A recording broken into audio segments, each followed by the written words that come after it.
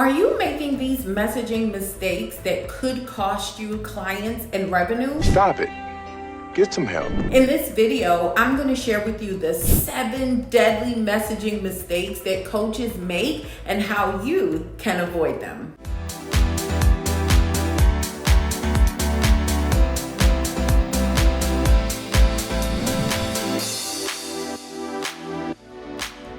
Hello, darling. I'm Nyala, CEO of Market Your Message. If you're new to the squad, welcome to my channel. This channel is here to teach you how to get paid to market your message. We cover all things messaging, marketing, and money for coaches, consultants, and service professionals. So if your goal is to start and grow a business by monetizing your story and skills, go ahead and hit that subscribe button and don't forget to tap the bell so you're notified the next time a video goes live. So let's jump in. I want to talk to you about what a message is, but first, let me tell you what it's not. Your message isn't just a phrase, it's a platform. Again, your message isn't just a phrase, it's a platform. Oftentimes in the coaching and consulting space, people think that their message is their unique selling proposition, or it's their I help statement or their mission statement. And as a messaging expert who's been helping coaches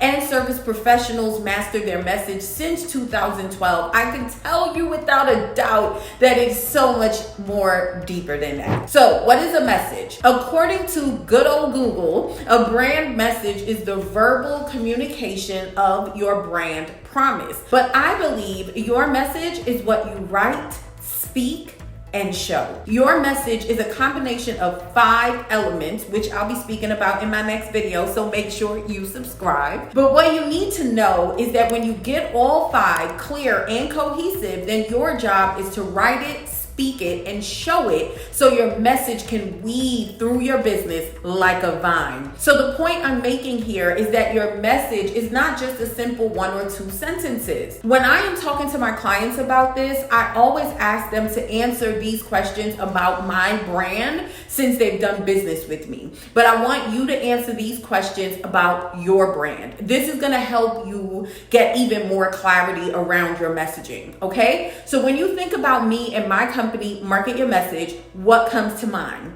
What feeling do you get when you interact with my brand, when you join my programs, listen to my videos? What results do you get? Why do you stay? Why do you trust me? What makes you relate and resonate with me? All of that makes up my message. And again, we're gonna go deeper into that in my next video. So now that you have some clarity around your message, what it is and how people think of your message, let's get into the 7 deadly messaging mistakes that coaches and consultants are making and how you can avoid them. So number 1 is not getting clear on your ideal client. If you have spent any amount of time on social media trying to grow a business, then you've already heard this before. It's really important to know who your ideal client is inside and out, not only for your marketing, but especially for your messaging. You cannot create communication like emails, social posts, even offers. Well, you can,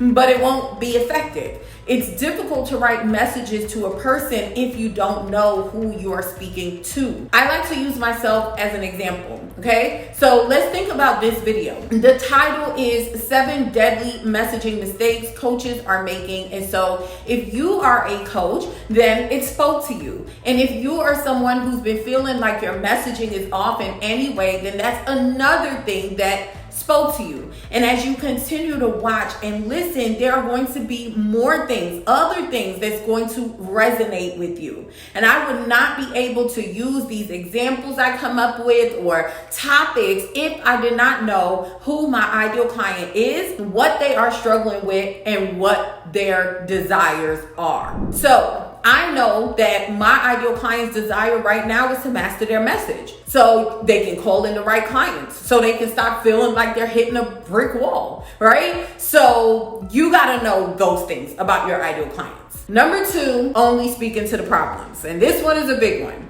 It's really easy to figure out your client's problems when you are an expert, right? So So if you're a credit consultant, then obviously the problem your ideal client has is bad credit. That's easy and it's self-explanatory, but you have to go deeper than that. So what is having bad credit doing to their lives, their finances, and their health? Is it stopping them from getting their dream home? Is it stopping them from getting better health care? One of my clients that does this, she focuses on businesses not getting funding because they lack business credit.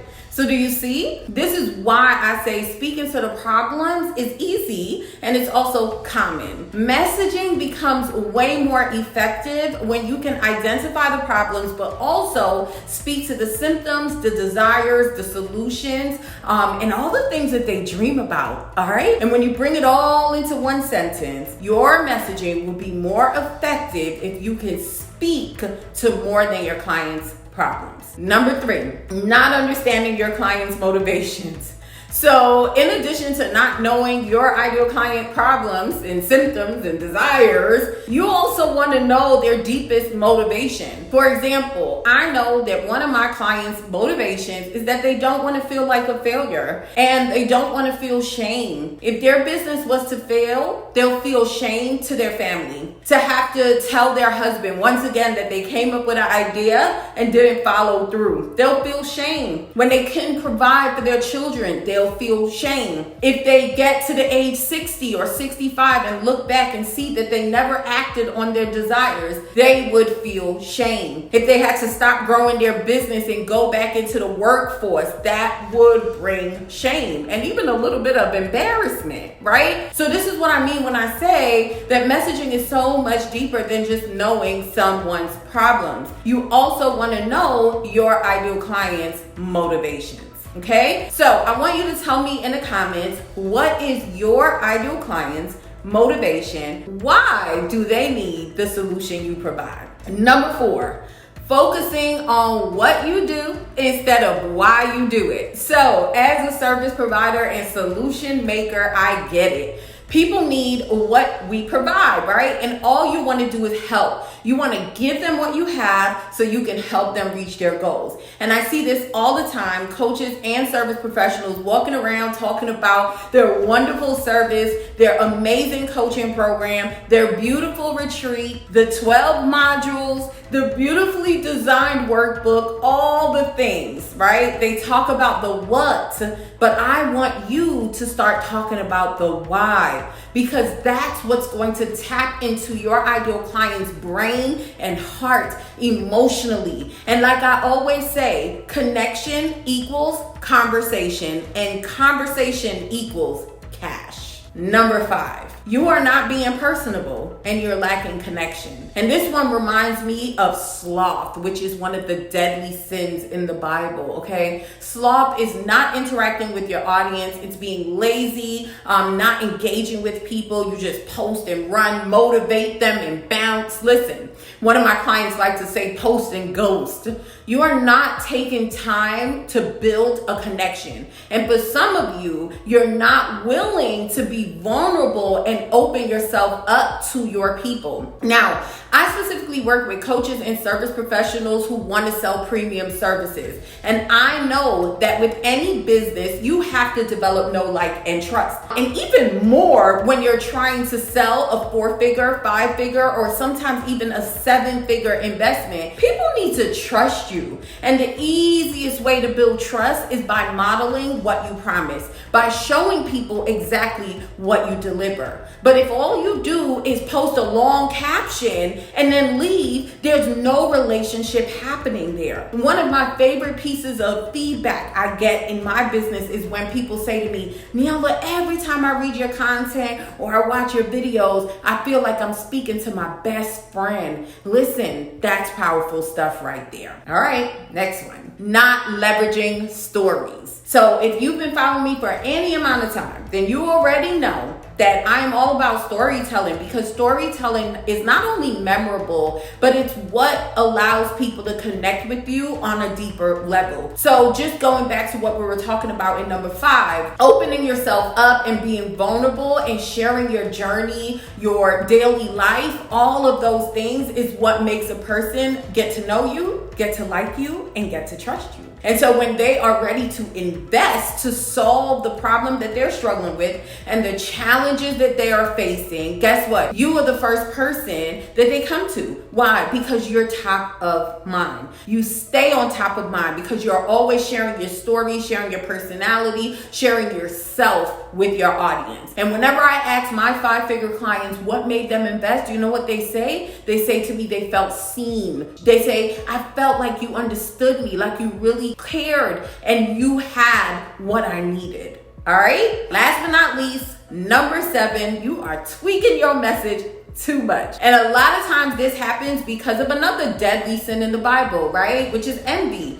You see, as humans, we naturally compare ourselves with other people, and social media has only made that worse. And so we would see someone else in the industry doing what we do, and it seems as though they're getting the results. So you start to tweak your message and you start feeling like what you're saying is not hitting, right? You start doubting the message that I believe God has given you. And I see it all the time. I see life coaches out here teaching business because they think this is what's going to make them money, all while they know they are not in alignment with their God-given assignment. I even seen people invest to master their message, and then within months they start tweaking it or they abandon it completely. I usually say they abort their message, and that's the worst thing you can do, because I believe what makes your message memorable is repetition. And so by continuing to stay with the same message and continuing to pump it out there, people will start to associate you with that message. So when people think of market your message, they think of me. They think of the Female Coaches Society. When they think of market your message, they think of the MYM framework. Why? Because of repetition. Because I haven't changed since 2012. And while my story has evolved, while my positioning has pivoted in some ways, while even the person who I work with has evolved, has grown, my God-given assignment hasn't changed. So stop tweaking and allow your message to move and motivate the masses. So that brings me to the end of this video, but it is not the end of you and I. So be sure to subscribe to my channel and leave me a comment letting me know which one of these deadly messaging mistakes are you making, and did you find this video useful? Let me know below, and be sure to click here to watch my next video.